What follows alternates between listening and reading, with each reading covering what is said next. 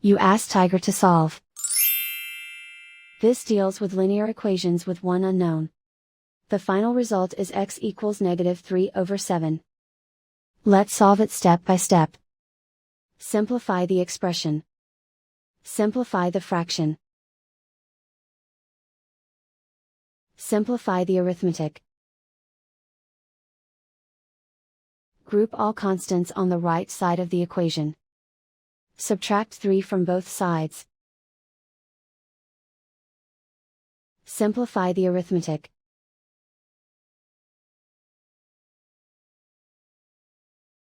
Isolate the x. Divide both sides by 7. Simplify the fraction.